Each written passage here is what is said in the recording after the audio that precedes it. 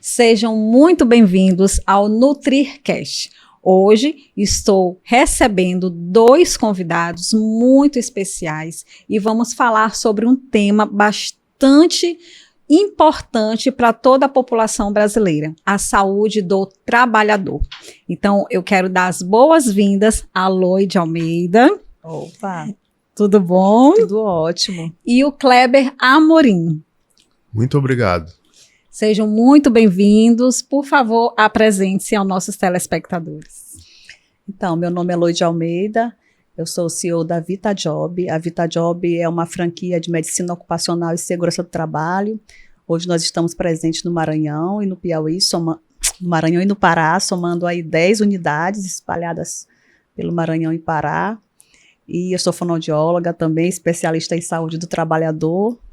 E a gente está nessa jornada aí em prol do bem-estar do trabalhador já há quase 20 anos. Olha, bom.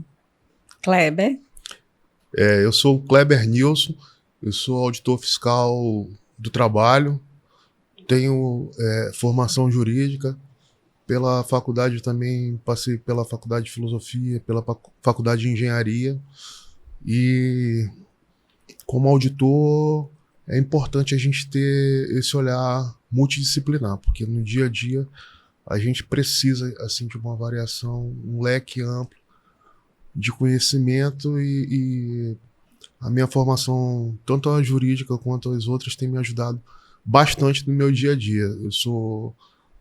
Tenho pós-graduação em Direito e Processos do Trabalho e também em Saúde do Trabalhador. Muito bom. E para começar, o que vocês entendem pela saúde do trabalhador? Saúde do trabalhador do âmbito mesmo de ambiente saudável na empresa. A gente costuma não fugir do conceito normal de saúde, né? Sim. O trabalhador está incluso aí no geral, né? Então, é o bem-estar biopsicossocial, né, do trabalhador, que ele, antes a gente vai entrando logo nas normas, né? Sim. O Ministério do Trabalho e Emprego, o governo, através das normas regulamentadoras, antes a norma que cuida da saúde, que é a NR07, ela preconizava que a empresa só tinha a responsabilidade enquanto o trabalhador estivesse em seu ambiente de trabalho, né? Hoje não, hoje a norma se expandiu e ela prevê na legislação que o empregador ele deve cuidar do trabalhador durante a sua estadia e tanto faz da sua saúde, da sua totalidade, seja ele estando no trabalho, ele estando na sua residência, ou ele estando em qualquer lugar. Sim. O empregador tem essa responsabilidade, né, de fazer com que esse trabalhador seja preservado ali a sua saúde, a sua integridade e a sua segurança. Kleber. A saúde, ela é um direito fundamental, sim, de todo cidadão, não só do trabalhador, de todo cidadão. E o trabalhador em especial, como qualquer ser humano, a saúde dele deve ser resguardada, porque dentro dos ambientes de serviço ele vai ser exposto muitas vezes a situação de insalubridade, de periculosidade, situação de falta de segurança, tanto do ponto de vista físico quanto emocional. E a gente tem todo um regulamento, desde a Constituição Federal, passando por normas da OIT, como a norma 148, a norma 155, a norma 161, que são todas normas para proteger a saúde do trabalhador. Então, é interessante que você tem a proteção em nível constitucional e você tem a proteção na OIT em nível internacional. Sim. Então, assim, extrapola a questão de ser um direito fundamental para ser um direito humano, Sim, considerado universal. do ponto de vista universal. Então, assim, é muito importante a gente entender que a saúde do trabalhador ela é um direito indisponível. Uhum. Veja bem, eu sou auditor fiscal do trabalho. Sim. Eu estou fiscalizando. E você tem uma dívida de FGTS. Uhum. E aí você quer saber comigo como é que faz para fazer o pagamento dessa dívida, ou dentro do Ministério do Trabalho, ou lá no Judiciário, ou então questão salarial. Uhum. Você tá lidando com questões econômicas que, inclusive, quando vai para as convenções ou os acordos coletivos, ali tem margem de ajuste, margem de negociação. Sim. Mas, quando você fala em saúde do trabalhador, você fala num direito indisponível. Você não tem como chegar e botar numa convenção, num acordo coletivo. Olha, aqui no nosso ramo, aqui é construção civil. Trabalhador aqui, nesse ramo aqui, a gente vai ajustar por acordo com convenção coletiva que ele não precisa usar cinto de segurança. Uhum. Que ele não precisa Fazer os exames.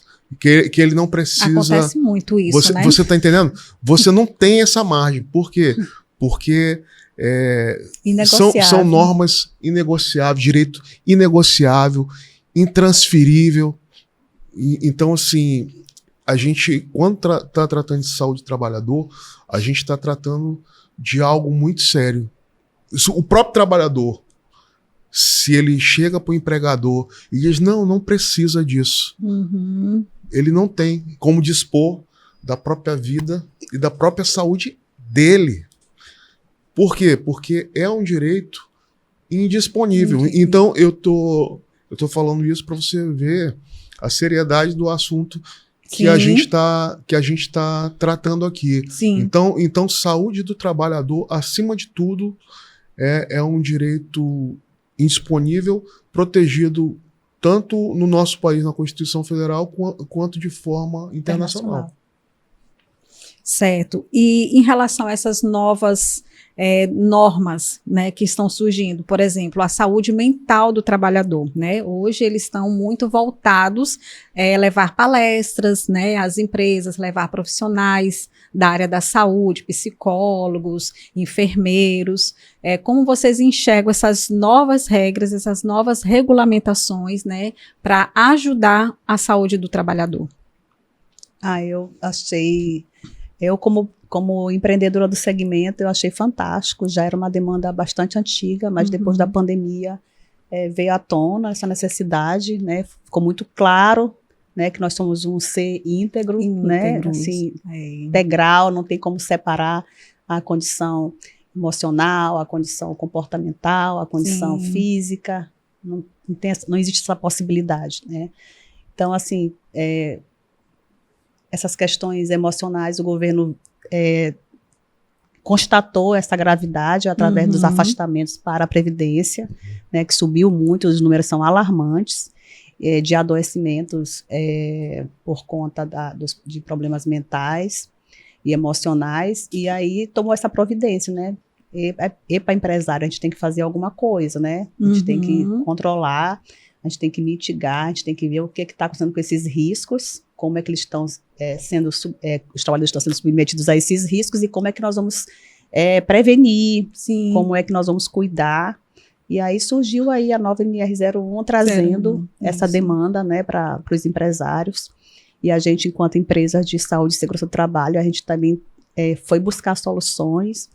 O Ministério do Trabalho lançou uma cartilha, um guia muito interessante, em que esse guia, ele tem ali o passo a passo básico, não é uma coisa muito, né, assim, eu só tenho que fazer aquilo que está no guia, não, ali são os passos iniciais, né, de como você vai detectar esses riscos no ambiente de trabalho, como é que você vai montar uma estratégia de prevenção, para você estar cuidando ali do seu colaborador.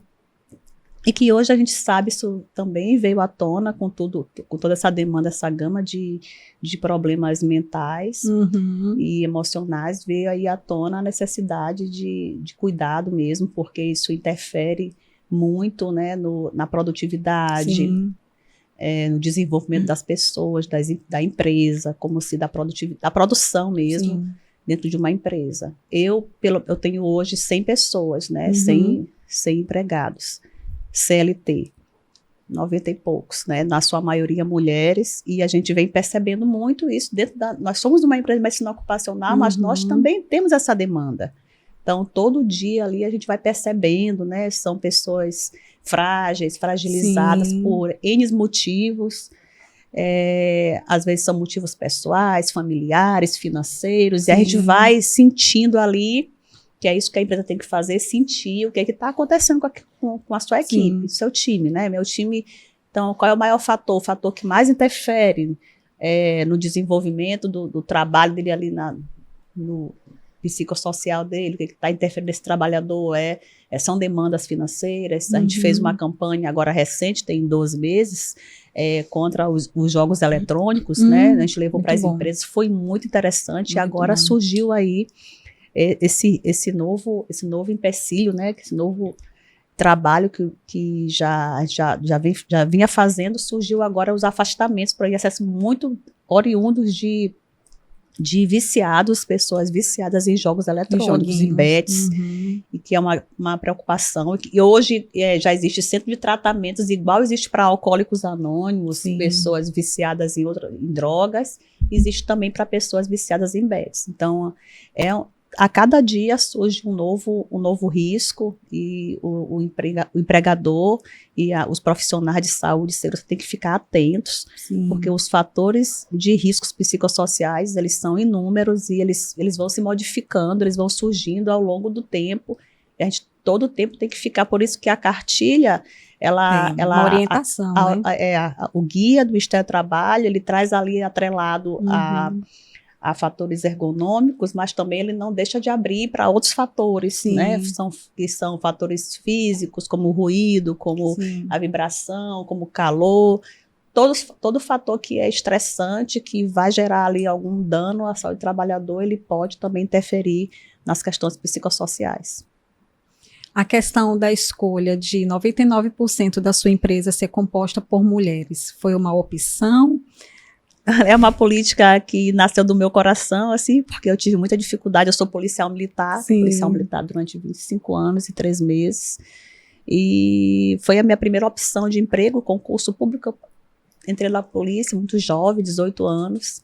Depois eu vi ali a dificuldade, né, de sair do interior. Sou do interior do Maranhão, sair do interior, vim para cá estudar, adentrar no mercado de trabalho. Então, hoje, depois que eu resolvi empreender e eu percebi essa dificuldade tanto da mulher entrar no mercado de trabalho, quanto acessar cargos de liderança. E aí eu resolvi apostar nessa política, que é uma política muito legal, e a gente vem tendo bastante resultados, ao contrário do que se ouve, né? Trabalhar com mulheres é muito legal. Eu tenho pouco, meu número de afastamentos é irrisório. As mulheres engravidam e conseguem retornar para o mercado, a gente dá um suporte, algumas ficam receosas, né? Meu filho, a gente dá todo o suporte, deixa um tempo home office até lá.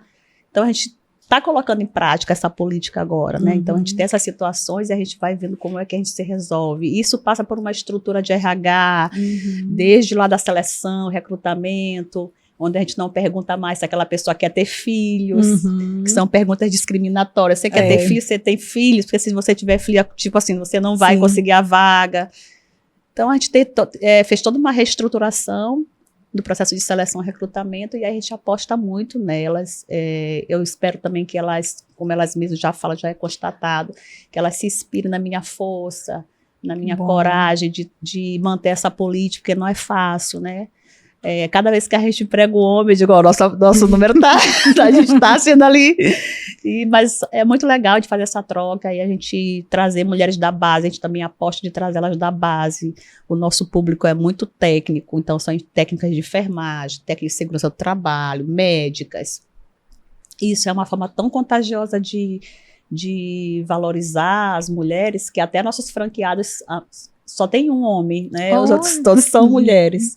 E elas também compartilham dessa política com a gente, contratam mulheres, porque é uma experiência muito interessante, elas são muito comprometidas, né? Eu acho que isso tem muito a ver com essa dificuldade mesmo que a cultura, né, já traz, né, de deixar a mulher entrar, né, no mercado de trabalho. E quebra um pouco do preconceito, né? Muito, que é inúmero, nas falas, nas ações, nos olhares. Né? Essa daí... acontece demais comigo, eu chego nos lugares, eu fui agora para um congresso de uma feira de saúde e segurança do trabalho, que é a maior feira do segmento da América Latina. A gente foi lá e a gente sobe num palco para falar sobre um tema. Quem é essa? Da onde saiu, né? Até porque o nosso segmento ele é muito masculino. No segmento de saúde, o seu trabalho é muito masculino. Sim. Então, assim, a gente é um passinho de cada vez, é uma conquista de cada vez. Mas como a gente estava falando no início da nossa conversa aqui, nos bastidores, Sim. A gente tem que se fazer mostrar, né, que se fazer reconhecer pelo nosso conhecimento, né, pela nossa capacidade de desenvolver alguém ou alguma coisa, ou acrescentar alguma coisa na comunidade onde a gente está inserido, as pessoas que estão ao nosso redor, fazendo ali o trabalho de formiguinha. Com certeza. E você, Kleber, como é que você enxerga essas novas normas? Olha, é interessante a gente falar no que existia antes, para poder situar, entender o que foi o avanço. Sim. O grande instrumento que nós temos com a NR1, a norma regulamentadora número 1 do Ministério do Trabalho, que é uma norma estruturante, ela estrutura todas as outras normas. Ela é uma norma geral que estrutura todas as outras. Todas as outras nascem a partir dela. Então, o grande diferencial dela é a gestão dos riscos ocupacionais como um todo. E que é feito com um programa chamado PGR, que é o Programa de Gestão dos Riscos Ocupacionais. Sim. Então, ela se propôs, essa norma, quando ela veio, a abranger todos os riscos. Por quê? Porque o instrumento normativo que a gente tinha antes dela era o PPRA, que é o Programa de Prevenção, o Programa de Prevenção de Riscos Ambientais. Só contemplava os riscos ambientais. O Programa de Proteção de Riscos Ambientais, ele era para você fazer o controle de riscos físicos, químicos e biológicos. Isso. Riscos físicos, químicos e biológicos. Então, veja bem, quando você trata de indústria,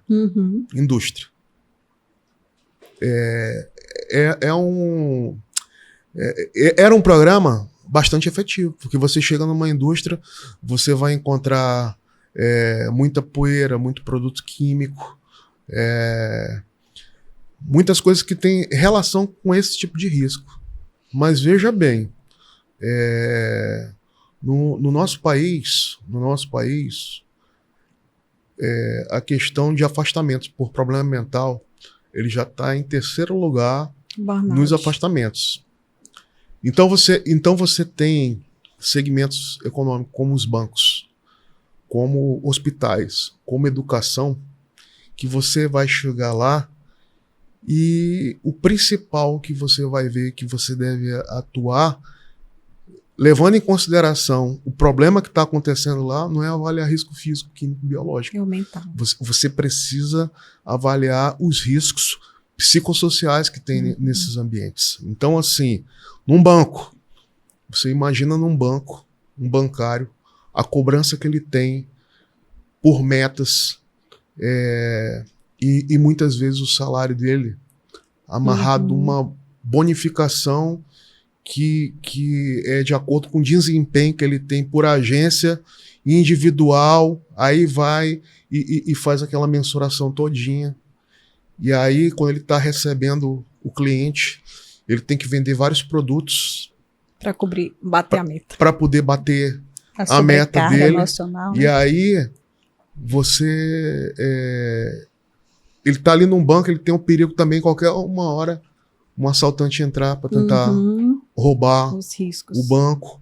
Então, se você for ver o levantamento, você vai ver que tem muitos bancários afastados com problemas de transtorno de ansiedade, de depressão, e que a gente chama síndrome do pânico. Síndrome de burnout, que é um esgotamento, emocional. Isso.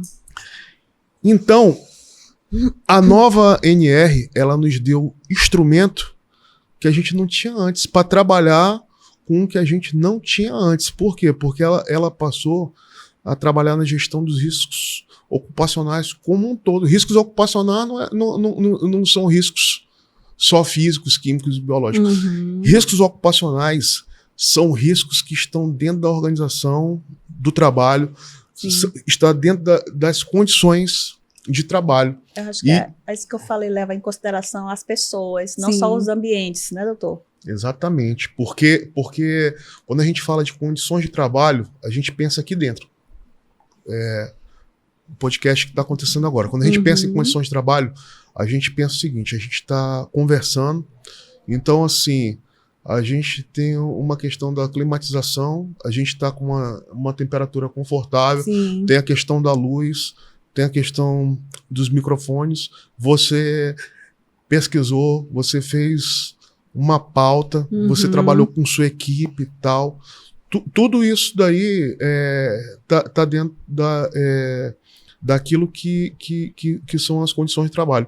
Mas a organização do trabalho, ela tem muito a ver com como é o seu relacionamento aqui com as pessoas, como é a hierarquia aqui, como a hierarquia aqui acontece, como é que as pessoas recebem ordem, o que elas têm que fazer e que tipo de pressão emocional ela recebe, que tipo de estresse ela recebe aqui nesse ambiente de trabalho. Então, quando você fala, como a colega terminou de falar, no ambiente, falando principalmente de condições de trabalho, em geral, isso tem mais reflexo no físico. Porque se aqui, nesse momento, a gente estivesse tentando conversar e alguém estivesse falando aqui, fazendo um barulho muito grande, iria incomodar a gente aqui, um barulho e tal.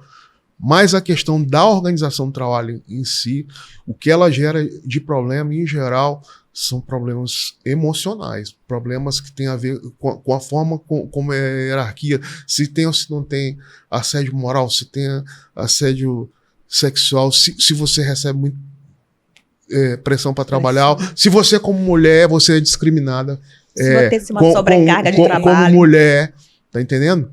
Então, você imagina que eu estive ano retrasado fiscalizando uma grande empresa aqui no Brasil, fora do Maranhão, mas é uma empresa que todo tempo está aí na imprensa, estão cobrindo, assim, parece o melhor dos mundos. Mas eu estava fazendo uma fiscalização nessa empresa, fiscalizei durante o dia todo, na área da indústria, e quando chegou à noite, eu fui fiscalizar para ver como é que estavam as condições de trabalho à noite. E aí eu encontro uma mulher no meio daquela fumaça todinha, aquela escuridão, um ambiente insalubre, horroroso. Eu disse assim, olha, já dei uma olhada na equipe, a equipe só tem você de mulher, o resto são homens. Por que botaram você logo para trabalhar à noite? Ela disse, não, é porque o chefe, ele investiu em mim, ele estava tentando alguma coisa comigo e eu não quis, e ele me botou para a noite como uma punição. Olha. Então você vê que isso daí tem a ver com uma organização do trabalho. Antigamente eu tinha uma ingenuidade. Eu achava que assédio, quando acontecia, eu pensava o seguinte, já como auditor, pensava o seguinte, A alta gestão da empresa não está sabendo disso. A alta gestão da empresa não está sabendo disso. Eles estão fazendo isso aí porque quando eles tomarem conhecimento, eles vão resolver isso aí. Mas aí depois, com uma maturidade, lendo mais, eu comecei a entender que tem empresas que a forma de gestão dela é uma forma de gestão de assédio organizacional. Elas colocam as pessoas umas contra as outras, umas para vigiar as outras e para competir. Um ambiente tóxico. Né? Tóxico. E ela lucra com isso.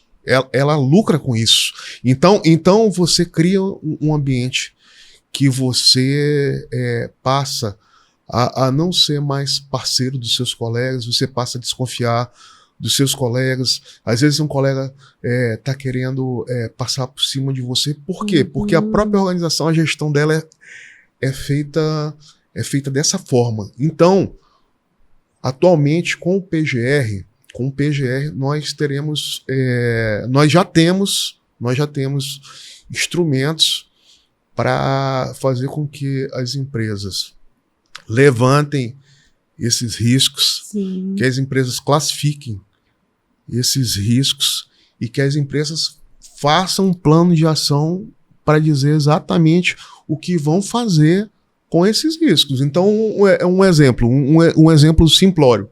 Sim. Você tem aqui pessoas atendendo e fazendo consultoria contábil, jurídica, um exemplo. Aí você tem uma demanda grande, e você bota lá 3 pessoas. Então, lá no seu PGR, no seu programa, você vai ter que fazer o levantamento. O que está acontecendo lá com essas pessoas? Aí você lá vai fazer uma descrição. Olha, aqui existe um problema, existe uma demanda muito grande para poucas pessoas. Essas pessoas, existe uma sobrecarga. Então, assim, em virtude delas não conseguirem atender essa demanda, todos os dias elas dão hora extra, elas não têm pausa para descansar e tal. E isso, com o tempo, a gente olhou lá no PCMSO, que é o Programa Médico de Saúde Ocupacional, percebemos que está tendo muito afastamento. Então, isso daí foi identificado, se faz uma classificação, e aí você vai relacionar lá a questão da severidade com a probabilidade. Então, você vai ver ali o seguinte, essa daqui é uma condição, é uma condição crítica. Uma condição crítica. Então, dentro disso aqui, o planejamento é para ontem, para resolver isso aqui. O que precisa fazer? Aí vai botar lá no plano de ação. Muito legal, né? Ações que devem ter. Ações imediatas. Então, o que a gente pensaria aqui? Médio, longo prazo, curto prazo. Implantar pausas de descanso. Aumentar a contratação, porque muitos empresários não querem fazer diminuir carga horária. Diminuir carga horária e tal. E aí você vai criar uma situação de tirar o trabalhador de uma situação que pode precipitar um adoecimento emocional e psicológico dele dentro da organização do trabalho. Porque, assim, a proposta da norma é você fazer a sua ingerência na organização do trabalho. A proposta não é como a gente tem, vamos dizer assim, com trabalho em altura, com trabalho com espaço confinado, de chegar e fazer um exame psicológico ali para saber. Não. E monitorar, aqui, né? Individualmente, não. Aqui a proposta é estudar a organização, ver como essa organização ela pode ser um fator de adoecimento para esses trabalhadores. Aí você vai intervir nessa organização. Mas muitas vezes, seu Kleber, vem da liderança maior, né? Com certeza. A liderança maior, ela não enxerga dessa forma, ela enxerga da forma econômica, né? Eu acho que os fatores psicossociais, ele veio trazer isso pra gente com mais claridade, assim, né? Não vai subsistir uma empresa se a liderança não estiver comprometida com a saúde e a segurança do trabalhador mais. Isso já ficou para trás, né? Essa omissão, essa coisa do empregador fechar os olhos, né? Vendar os olhos para essa situação. É o que a gente leva. E que muitas vezes nós enquanto empresa de saúde e trabalho, que nós vendemos esses serviços, essas soluções para esses empresários, nós somos vistos como capitalismo, né? Vocês são um braço do Ministério do Trabalho. Não, nós queremos levar soluções e demonstrar que esse cuidado ele vai contribuir para o desenvolvimento daquela empresa, daquele time. Que quanto mais seguro e saudável e o ambiente mais salutar for, mais uma produtividade interessante a empresa vai ter, né? E os benefícios, né, que ele também vai trazer. A colega falou aqui uma coisa que eu achei assim, muito interessante. Ela disse assim, que empresas que insistirem em não se adequar, elas vão ficar para trás. Por quê? Porque o que acontece é o seguinte, o mundo ele vai mudando de patamar civilizatório. Vamos dizer assim, determinadas coisas que há um tempo atrás se aceitava como normal, você tirar uma piada com um deficiente físico, ou então, em virtude do gênero da pessoa, ou qualquer coisa dessa natureza, coisas que há um tempo atrás se considerava com a capacidade normal, com a capacidade, hoje não se aceita mais. Então, o que acontece? Eu tenho um livro publicado, né, sobre segurança e saúde no trabalho, e eu desenvolvo alguns princípios lá, e um dos princípios que eu desenvolvo é justamente o princípio do risco mínimo regressivo. O que é o princípio do risco mínimo regressivo? É justamente o fato de que, à medida que a sociedade vai avançando, algumas coisas que se aceitava anteriormente, agora não se aceita mais. Eu vou dar um exemplo para você numa questão física e vou trazer depois para emocional. Uma questão física primeiro. Aqui, eu não sei se vocês já viram aquela foto daqueles trabalhadores sentados numa viga metálica, sentados assim a mais de 100 metros de altura. Conversando, um comendo e batendo papo, outro fumando e tal. O que acontece? Ali eles estavam fazendo um Empire State, que na época era o prédio mais alto que tinha no mundo na época. Então o que acontece? Naquela época, quando ia fazer admissão, fazia admissão assim. Você quer trabalhar conosco? Então você vai ter que dizer pra gente, você tem ou não tem medo de altura? Ah, não tem medo de altura. Então você vai ter que provar pra gente que você não tem medo de altura. Então, não tinha cinto de segurança, não tinha nada. Os EPIs, naquela época se trabalhava bem rústico. Sem EPI, sem nada. E era aceito? Por que era aceito? Porque em todo lugar era assim. Todo lugar era assim. Hoje em dia, se pensar nisso, é um absurdo. Por quê?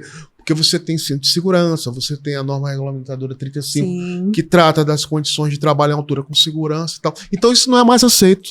Então, da mesma forma,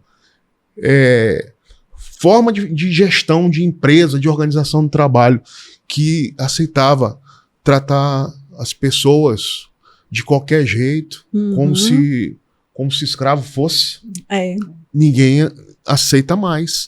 E existe essa questão da geração agora, parece que geração Z, e que eu tenho lido várias matérias. E tem contribuído muito para toda essa mudança, né? Porque hoje o mercado não está fácil, a mão de obra está cada vez mais escassa e as pessoas elas têm o poder, elas vão cada vez mais ter o poder de escolher em que ambiente elas querem trabalhar. E eu tenho lido sobre a geração Z, que a geração Z ela não tem se submetido a isso. Não.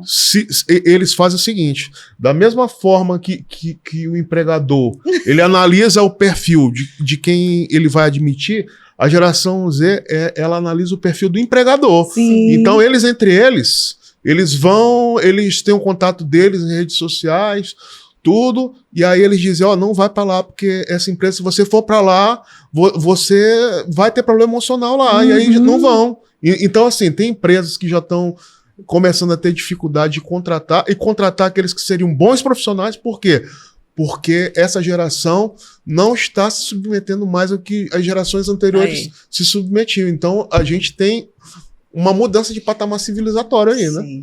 E é uma coisa muito interessante também da norma e da comissão que estruturou essa norma e todo esse pensamento de gestão dos riscos ocupacionais é a questão de dar as mãos entre a segurança do trabalho, a saúde do trabalhador e o RH.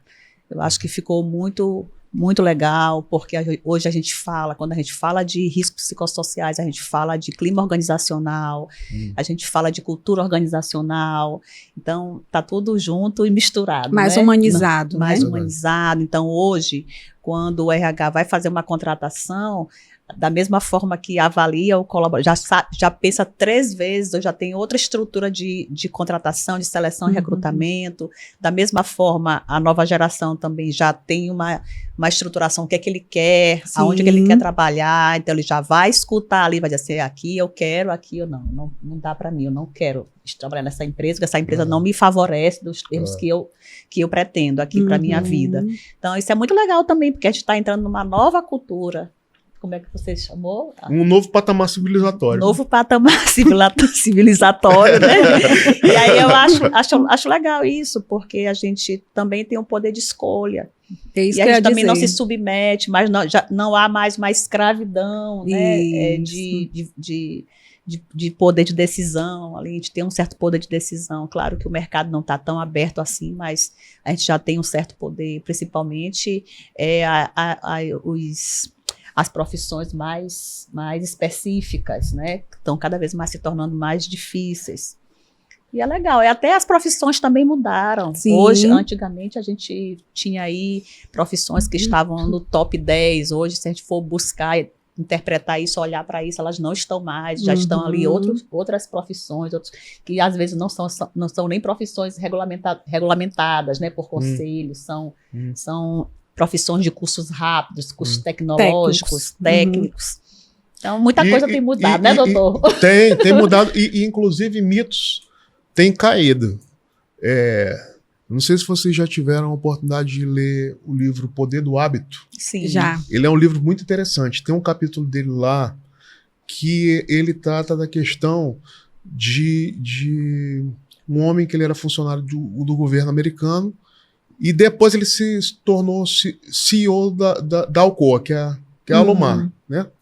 Aí o que acontece? Quando foi no discurso dele de posse, o pessoal estava esperando ele falar sobre investimento, sobre lucratividade, e aí ele foi e falou em segurança do trabalho. Falou em segurança do trabalho, todo mundo achou muito estranho. Sim. E aí ele disse, olha, aqui segurança do trabalho é um valor inegociável. E eu quero o seguinte, qualquer problema que tiver na empresa, qualquer parte do mundo, eu quero que seja reportado para mim e tal. E começou a martelar isso. O que aconteceu? Com o tempo, eles foram aferir o resultado disso aí. Eles perceberam, primeiro, que diminuiu a quantidade de acidentes e adoecimentos. Mas aí, eles perceberam o seguinte, uma maior lucratividade na empresa, um maior engajamento dos trabalhadores, maior avanço em termos de qualidade do produto, uma melhora na questão ambiental. A produtividade então, melhorou. assim, melhorou tudo. Então, assim, esse mito de que a segurança é contra a produção, a gente que lê, que estuda e que trabalha com segurança no dia a dia, vê que não é verdade. Eu, um tempo atrás aqui, em São Luís, eu ia trabalhar, eu estava indo para a superintendência e estava fazendo outras fiscalizações, e tinha uma obra que eu via de vez em quando que me incomodava muito. Eu passava na frente dela e passava várias vezes e ela do mesmo jeito o tempo todo, não mudava nunca, assim. Parece assim que ia ser algo que ia ficar daquele jeito eternamente. Aí eu, com a minha curiosidade, um dia eu parei meu carro na frente, entrei e resolvi fazer uma fiscalização. Quando eu fiz uma fiscalização lá, eu fiz um embargo na obra por 18 itens de irregularidades na época, diferentes. Eles tiveram que fazer o seguinte, a engenheira da época, a engenheira civil, que tinha um curso de engenheiro de segurança, mas que não atuava nessa área, eles fizeram o seguinte, olha, você vai utilizar seu conhecimento de segurança e saúde agora para atender o que o auditor está pedindo. E aí depois você retoma para sua função novamente. Aí o que acontece? A obra ficou parada uns 20 dias. Gente. Quando terminaram de atender o que eu havia pedido, eles chamaram a obra para ordem. A obra ficou um brinco. Aí o que aconteceu depois disso? Rapidamente a obra foi concluída. Ou seja, a falta de atendimento dos itens de segurança representava também uma falta de produtividade dentro da empresa pela própria falta de ordem. Entendeu? Então uma coisa está ligada à outra. Uma coisa não é contra a outra. É intrínseca. Né? Exatamente. A segurança do trabalhador e a saúde do trabalhador, ela não é contra a produção. Muito pelo contrário. Eu sempre digo isso para os meus clientes, né? Clientes, amigos. Sim. A maioria dos meus clientes são meus amigos, né? Eu sempre digo isso. Eu digo, a cultura de saúde e segurança do trabalho, ela tem que estar dentro da cultura organizacional. Sim. Elas não podem ser separadas. Perfeito. Não podem ser separadas. A cultura de saúde e segurança, ela é junto, é dentro. Ela faz parte, ela está ali, intrínseca com a cultura organizacional. Senão, não vai funcionar. Não. Você não vai ter uma cultura forte. Sim. Você só tem uma cultura forte se você demonstrar esse cuidado. Perfeito. Com o colaborador. E como é que você vai demonstrar esse cuidado? Né? É cuidando ali da saúde dele, do bem-estar, do ambiente onde ele vai trabalhar, dos fatores físicos, né, estruturais da empresa, dos riscos, mitigando, diminuindo. E é isso, não tem outra saída. Não tem outra saída. Quanto mais você investe em saúde e segurança, mais você está investindo na sua cultura organizacional. E eu creio que isso tem mudado, né? Porque eu faço palestras, eu recebo convites de algumas empresas terceirizadas da Vale, né? Já fui para Ômega da palestra, Tecnomonte, né? Plamon, a última agora que eu dei foi na Ultracargo. E mais voltado para a área da alimentação, né? O que a alimentação influencia no desempenho, na performance do trabalhador, né? E depois eu tive um feedback, disse que depois da palestra, né, que eu fiz, eles tiveram mais cuidado na hora, porque lá tem um refeitório, né? Tem aquela rampa de alimentos, né? Eles tiveram mais um cuidado com a alimentação deles. Por quê? Porque a alimentação deles estava errada e estava causando um cansaço físico, uma baixa produtividade, muita sonolência, né? Como a alimentação contribuiu para a performance e desempenho deles, né? Eu digo que a gente tem lá na VitaJob, nós temos um grande desafio. Hoje por eu ser policial militar, a gente faz os periódicos, os exames periódicos, que são os exames para promoção da maior parte dos policiais militares do Maranhão. A gente tem essa demanda que são pelo menos 4 períodos durante o ano. E a gente tem um desafio muito grande, que a gente vai começar uma campanha, por mais que a Polícia Militar tenha toda uma estrutura, que a gente sabe que tem médica, nutricionista, né? Todas as especialidades eles têm lá. Existe lá o enfermeiro, a Junta Militar de Saúde, tem o CAPS, tem toda uma estrutura lá, digo porque eu já convivi lá há 25 anos, né? Eu sei que tem. Mesmo assim, as pessoas, a gente tem que mudar essa cultura, esse pensamento, né? Ajudar, isso só vai acontecer através mesmo de educação, de conscientização. Sim. Hoje, os policiais chegam para fazer exame doentes, então para eles é muito mais importante eles serem promovidos, nem que eles saibam que eles vão morrer logo após ser promovidos. Eu estou sendo muito forte, mas é bem a realidade. Do que eles se cuidarem, prevenir uma diabetes, tratar da hipertensão. Coração, cardiopatia. E tudo isso passa pela alimentação. A gente sabe. Então, eu já fui policial militar, 25 anos, trabalhei em viatura, dirigi viatura na rua, policiamento ostensivo. Eu sei que a sociedade, a comunidade, ela sempre oferece, vem comer aqui, quer um refrigerante, quer um bolo, quer um lanche, né? Eles são muito assim, acho que eles precisam ter a polícia ali perto, né? Então, é uma forma de agradecer, né? E o policial aceita, acaba aceitando, acaba fazendo alimentação inadequada várias vezes por dia, à noite. E isso, se a gente for fazer um estudo, que deve ter esse estudo, com certeza deve ter lá na polícia, a maior parte, nós temos um índice grande aí de pessoas diabéticas e hipertensas no quadro da Polícia Militar. Isso é muito grave para a gente, porque a gente precisa que essas pessoas, elas tenham aí 30 anos para trabalhar, 35 anos, né? E elas não conseguem chegar, muitas vezes, nesses 35 anos saudáveis e se aposentarem saudáveis, para curtir a família. Qual é o intuito de se aposentar? É se aposentar, né? Para curtir a família, para fazer coisas que a gente não pode fazer enquanto a gente trabalha.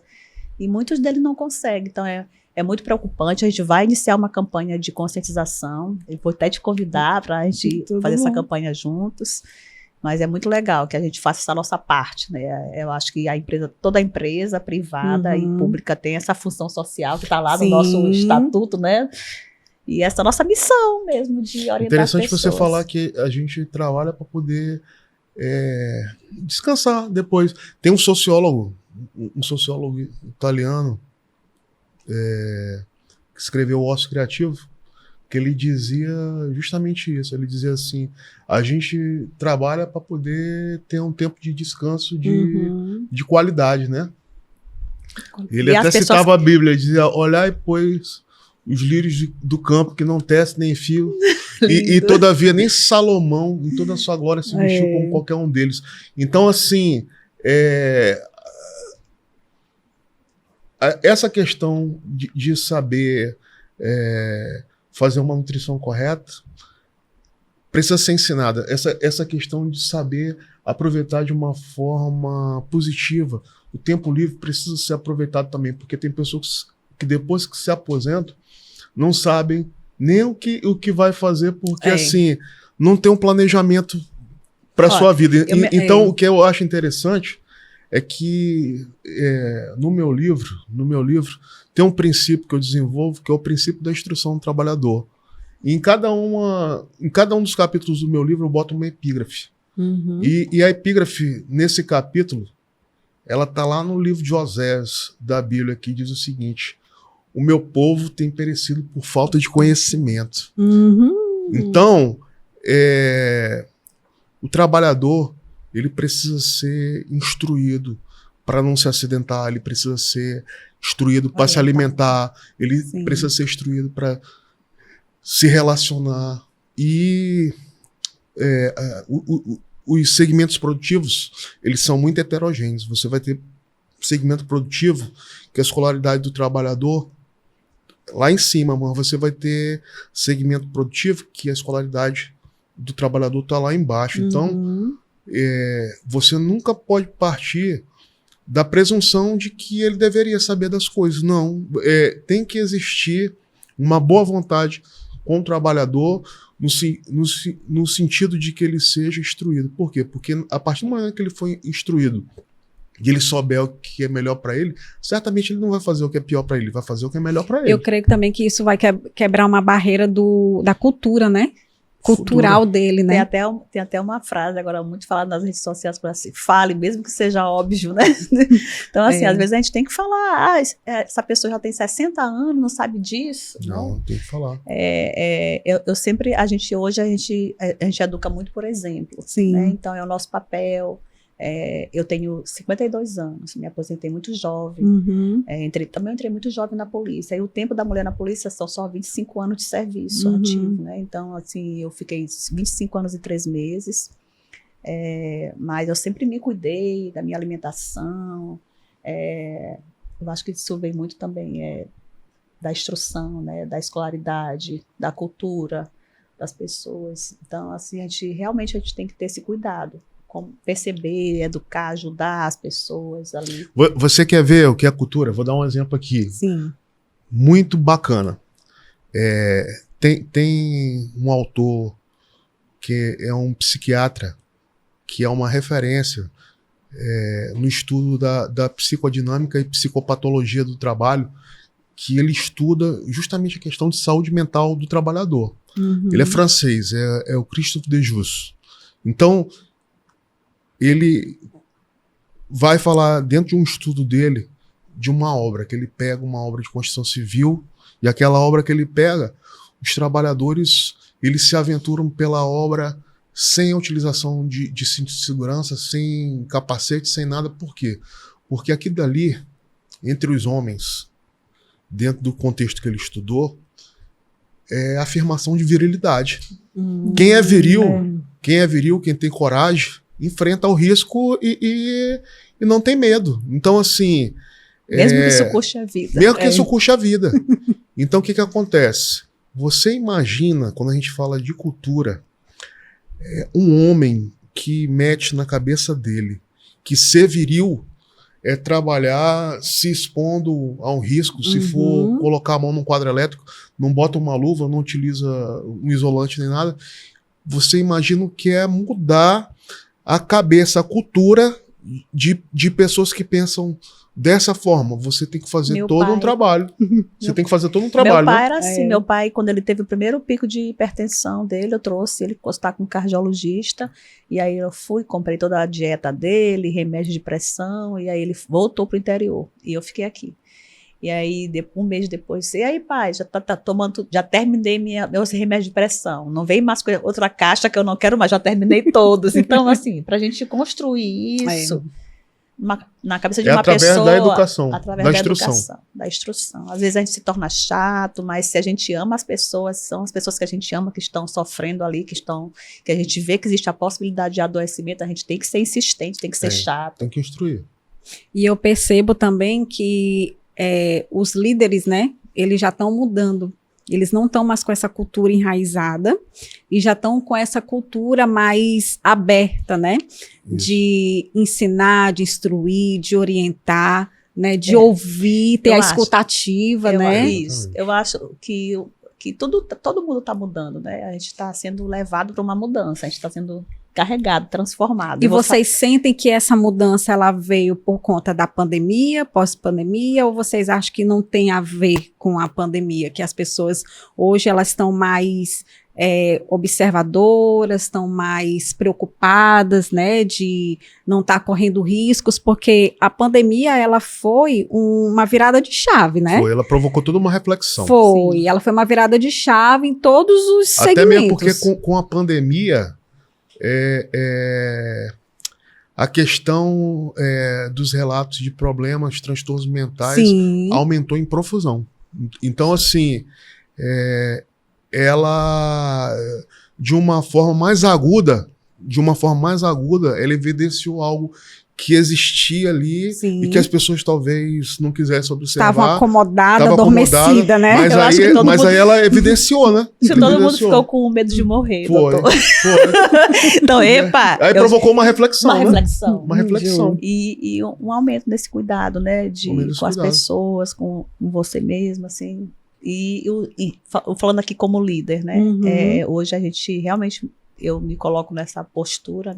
Realmente a gente tem um olhar mais abrangente para as situações, para a gente, para o nosso ambiente. E a gente também percebe que a gente trabalhando as pessoas, favorecendo um ambiente de trabalho mais seguro e saudável, a gente tem o retorno disso, né?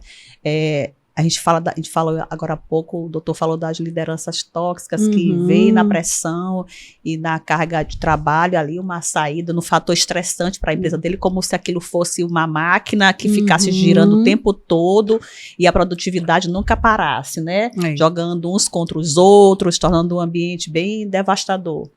E hoje não cabe mais, as pessoas, a gente está caminhando para uma sociedade mais consciente. Hoje ninguém quer perder sua vida, né? Ninguém quer perder sua consciência. Então, hoje em dia as pessoas sabem, hoje em dia, eu sempre falo, hoje em dia está tudo aí na internet, a pessoa dá um Google, vai lá no ChatGPT, pesquisa.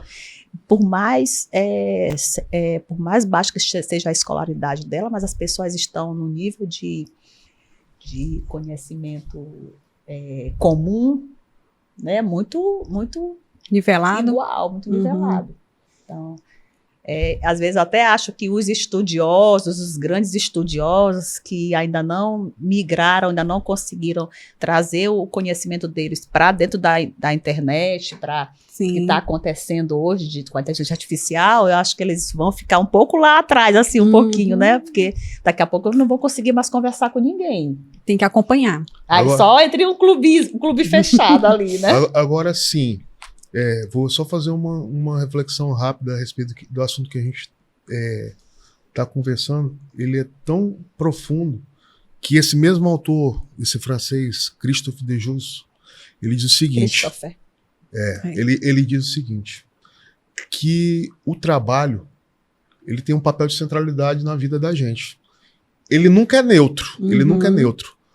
Ou o trabalho está te ajudando a você se planificar, ou o trabalho tá te ajudando você a se deteriorar.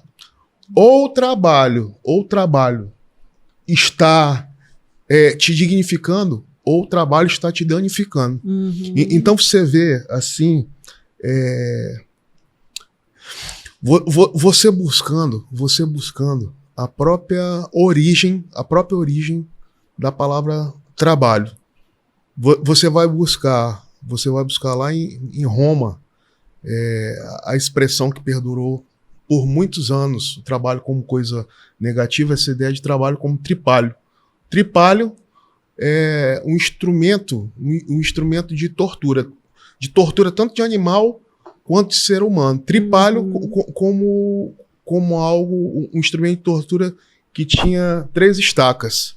Então, dessa linguagem aí do latim vulgar, que era utilizado na época em Roma pelos soldados, pelos comerciantes, você vai vir essa palavra para a língua portuguesa, trabalho, você vai para o espanhol, trabalho.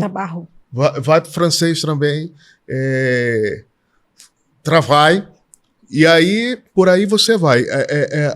As línguas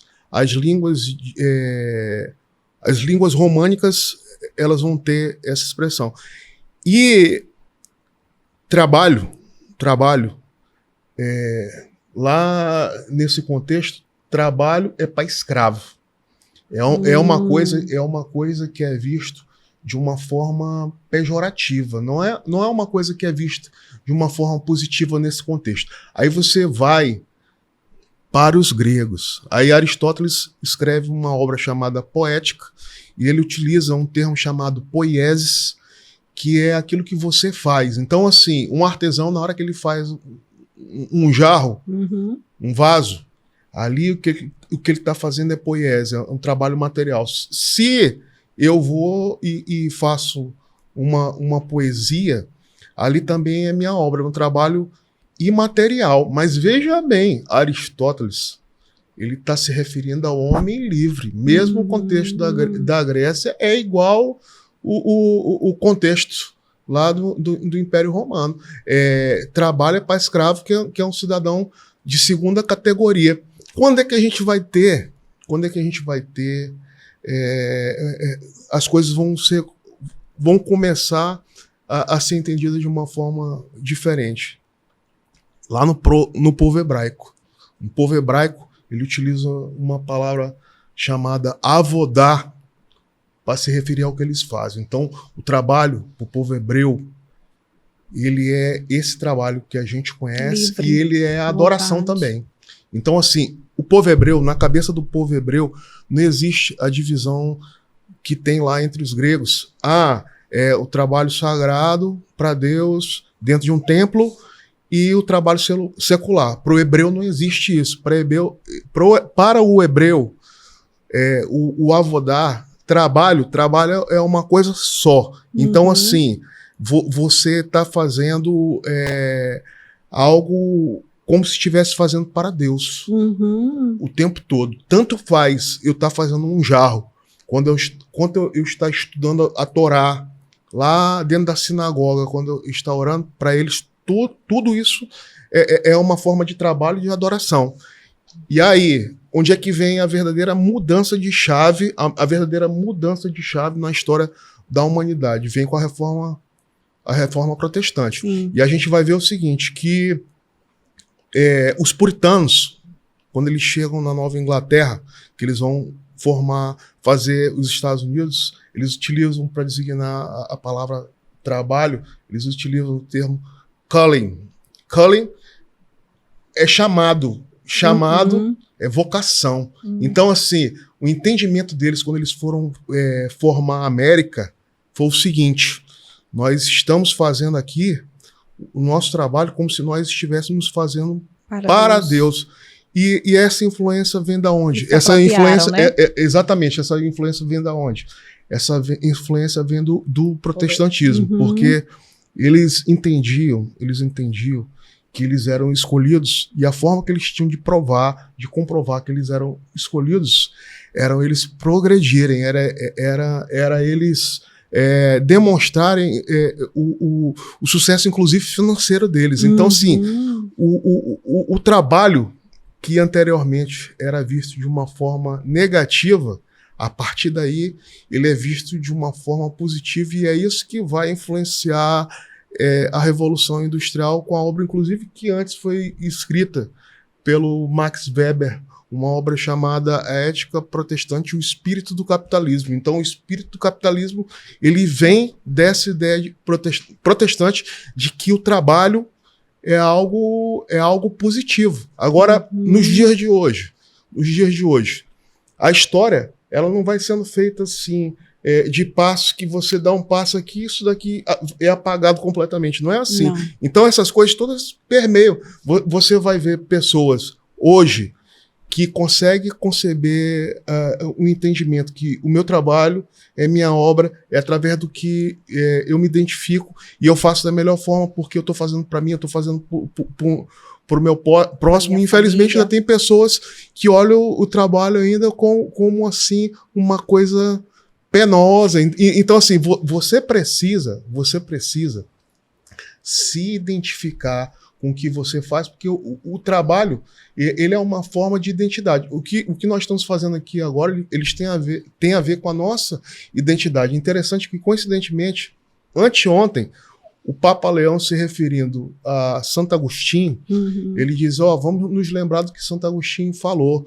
O trabalho é uma forma de nós servirmos a Deus e ao nosso próximo. Então, para vocês verem como uma coisa linda, e aí, né? Vem a questão dos mandamentos, né? Amarás o teu Deus, né? E depois amarás ao teu próximo. Então, a gente pode resumir essa sua fala nessa parte bíblica. Com certeza. Né? Porque quando nós estamos fazendo algo para agradar a Deus, perfeito, nós estamos também agradando ao nosso próximo. Né? Nós não estamos agredindo. E a nossa natureza humana de se sentir útil, se sentir bem, isso, né? E fazer perfeito, o bem, se sentir bem. Está super relacionado. Perfeito. E esse bem-estar, ele é ocasionado também por essa receptividade, também por essa consciência de a gente está trabalhando para Deus. Sim. E está ajudando as pessoas. Perfeito. Né? Perfeito. Eu acho que o bem-estar mental e... Perfeito. Tem muito a ver com isso, né? Da gente se sentir fizeram uma pesquisa. Quem não consegue se sentir bem com o trabalho, amar o que faz, ou gostar do que está fazendo, jamais vai estar bem psicologicamente. Perfeito. E nem contribuindo. Biopsicossocial. Perfeito.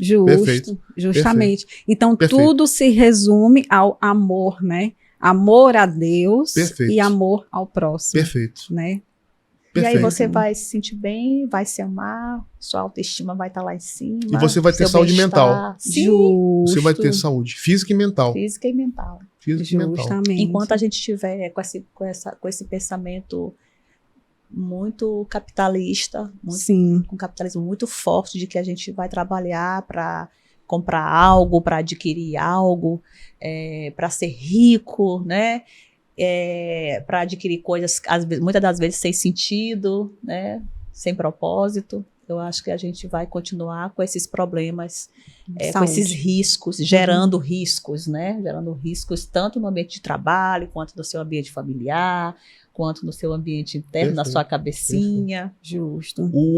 Tem um psiquiatra da escola de Viena, ele é da mesma escola do Freud, é o Viktor Frankl.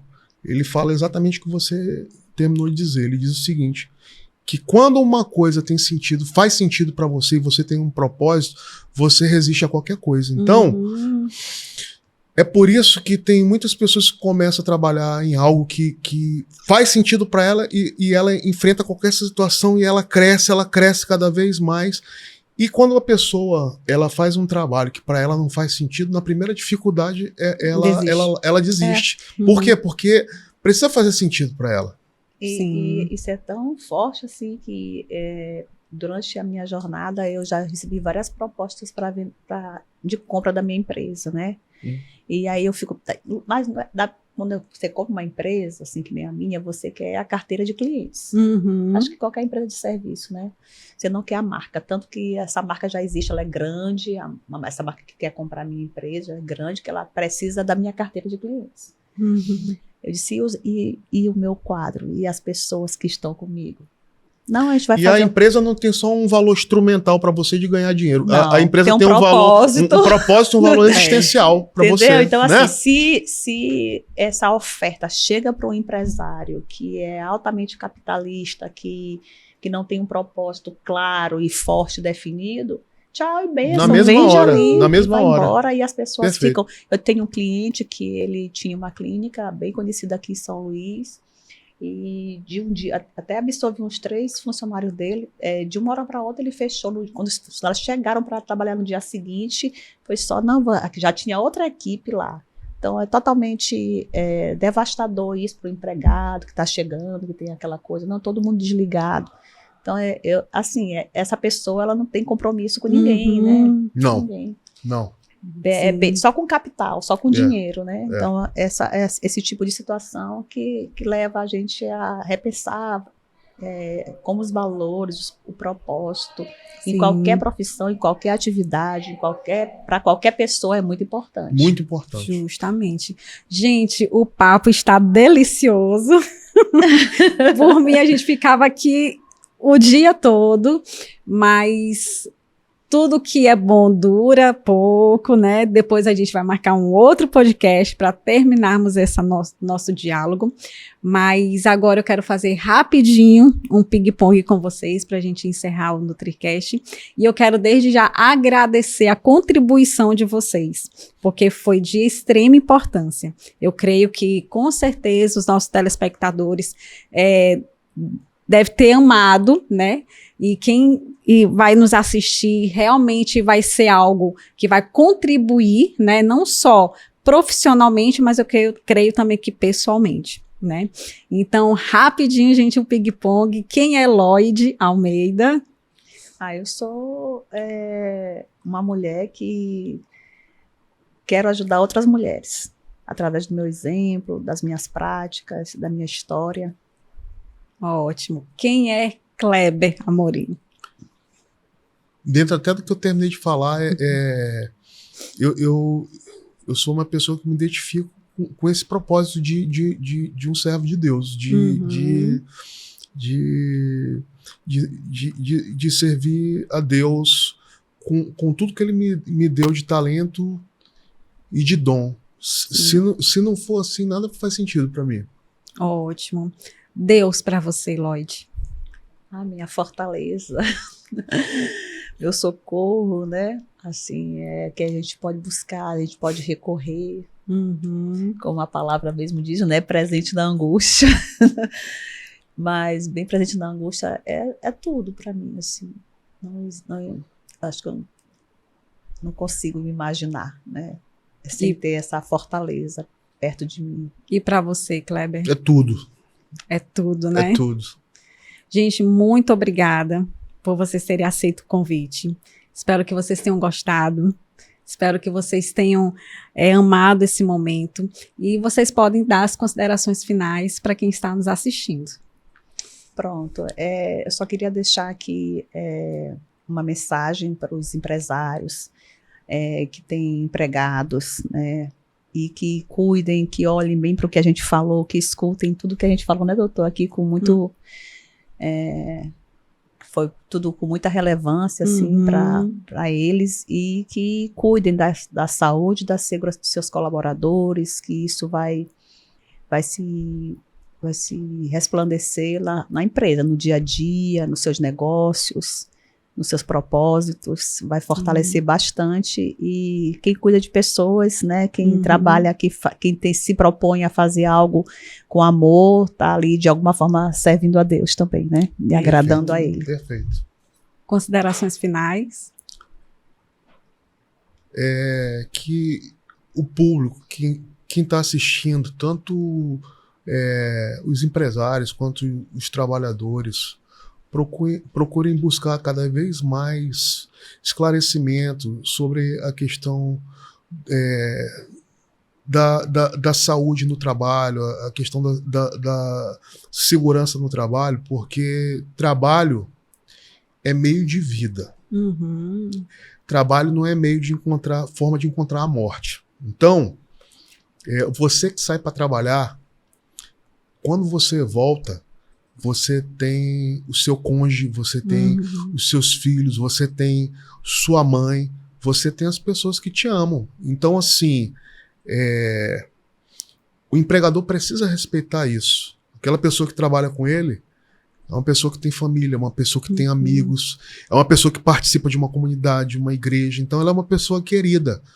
E a própria pessoa tem que procurar também se munir de informações para zelar pela sua saúde, pela sua segurança, porque tem muitas pessoas que amam aquela pessoa e quando ela vai trabalhar, elas estão na espera de que ela volte. Então, a nossa luta é para contribuir com isso, para que as pessoas voltem e que elas voltem bem. Porque antigamente existia um mito e uma crença de que você, para dizer que trabalhou, você tinha que voltar no final do dia para casa estafado. Ninguém fala comigo agora que eu tô chegando do trabalho e eu não tenho nem clima para conversar com ninguém porque eu estou esgotado. Não. Hoje, a ergonomia, hoje, a psicologia do trabalho, hoje, a sociologia, hoje, a segurança do trabalho, a medicina do trabalho, ela está aí para mostrar que você pode ir trabalhar e voltar tranquilo e ter uma boa convivência com seus amigos e com sua família, porque o trabalho é uma forma de te planificar, não é uma forma de te deteriorar e te deixar detonado a ponto de você, quando sai de lá, que volta para casa, não ter condição e nem clima de ter convivência com ninguém. Então, eu quero agradecer. Foi muito bom esse nosso bate-papo. E eu me senti assim, muito feliz em estar aqui conversando com a doutora Raíra, a doutora Lloyd, que muito acrescentaram assim, em tudo aquilo que eu entendo, que eu acredito e que eu tenho convicção que a gente vai conseguir dar passos cada vez melhores nesse sentido. Ai, que bênção. Gente, esse episódio foi muito enriquecedor para mim e eu creio também que para você que está aqui assistindo também foi enriquecedor. Espero que você goste. O NutriCast, ele é um podcast voltado mesmo com esse propósito de contribuir para a sua vida, para o seu aprendizado, para o seu conhecimento e que eu espero, né, que você tenha realmente uma vida plena em sentido espiritual, mental e também uma vida plena física. Então, desde já eu quero agradecer ao Kleber, quero agradecer a Lloyd e muito obrigada pela sua audiência. E até o próximo NutriCast. Mas já? Foi legal, não foi? Foi ótimo! O NutriCast, ele é patrocinado pela empresa Speed Wrap, uma empresa que trabalha com PPF, película de alta proteção. Muito obrigada.